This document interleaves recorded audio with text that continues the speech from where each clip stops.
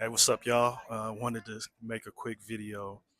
Stuck in Atlanta Hartsfield Jackson Airport due to weather, so my flight is delayed. So I'm just kind of sitting in the Delta Sky Club, awaiting the clearance for my flight to board and ultimately head to my destination. But in the meantime, I wanted to drop a quick message regarding trading. There's a lot of information out there about various framework strategies, whose idea, whose strategy is the best.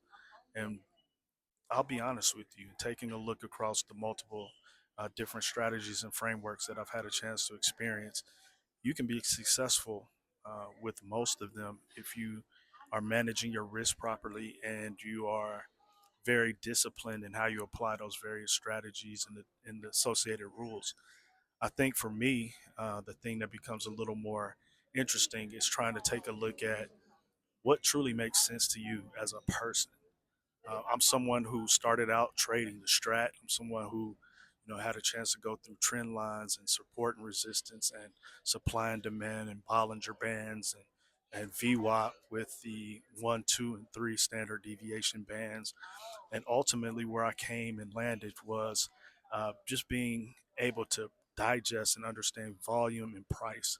Volume and price. Volume meaning how many participants are active and engaged in the market at a given point in time, and then ultimately what price are they getting involved in the market. And so that is one of the things that led me to the volume profile. And so when I'm teaching, sharing information about my framework, I tell everyone who comes through my cohort that if I can only take one tool with me to trade, it would be the volume profile. Why? Because the volume profile shares where the most volume has been transacted, which price levels transacted that volume, and it gives you an idea from an involvement perspective who's actually interested in the market and in which price levels. And so when you have that information, it gives you an idea of when to take a look and getting involved in the market.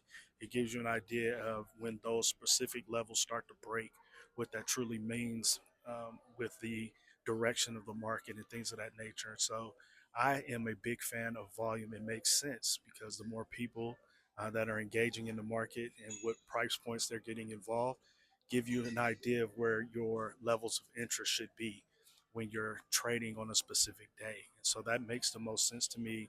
And having an idea of the range that those particular people that are engaged in the market within a given session, what they're looking to accomplish and where their targets are located.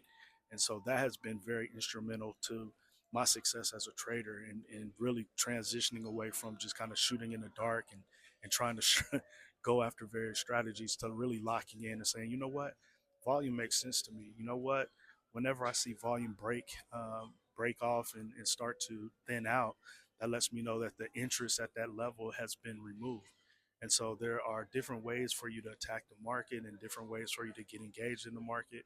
And the volume profile has been a tool that's been very instrumental for me laying out my total framework that I use each and every trading session.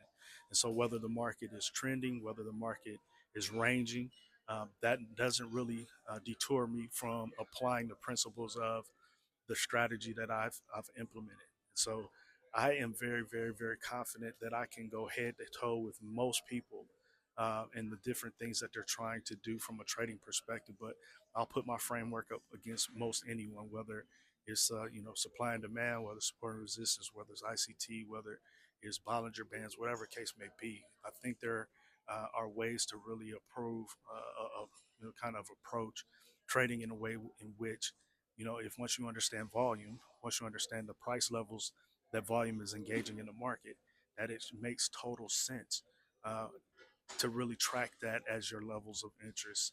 And so, I stand on that 10 toes down and I tell everyone that comes through my class the same thing is that I don't care what strategy you're trading.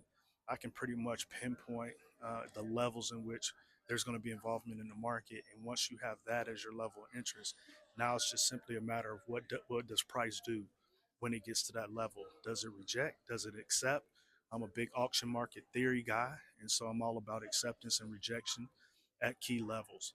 And so once you can see where your key levels are, Your only homework and the only thing that you're supposed to do as a trader is understand what's the reaction at those levels. Will you get 100% right? Absolutely not. There's no strategy or framework that gets you 100% accuracy. But if you understand acceptance and rejection, and whether it's a sweep, whether price just simply is rejecting at a specific level, it gives you an actionable way to approach the market. And so once you have those designated rules in place, it makes your life a lot easier. And so my whole homework assignment as a trader and as someone who helps to educate others is I want to give you a framework that gives you the ability to make informed decisions at your key levels of interest. Does it accept? Does it reject? Does it sweep?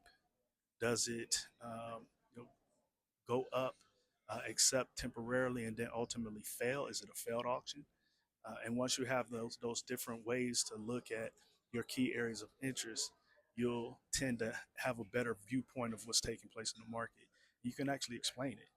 When you see moving averages take place, most of the time people that get triggered into their moving average positions, I've already entered into my position because it's crossed the threshold of a key level. A lot of those moving averages are lagging indicators. A lot of the, kind of the rejections of the volume weighted average price I use, but I use the anchored volume weighted average price because it gives me an understanding of who's in control of the market. And so, no matter what strategy you use, just be sure that you're able to explain it. And if you can't explain it, then it's probably not a framework that you should be applying until you are able to articulate why certain things happen. What is a double bottom? What is a double top? What is a triple top? What is a triple bottom? What is a bull flag? What is a bear flag? What does it really mean in the market, in the terms of the market? It's good that you can identify, but what does it truly mean? And if you can't define what it truly means, then you're just simply following patterns. And patterns have the tendency to change up on you and they can ultimately fake you out. So I'm just going to leave that there. And I look forward to sharing more with you in the future. All right. Take care.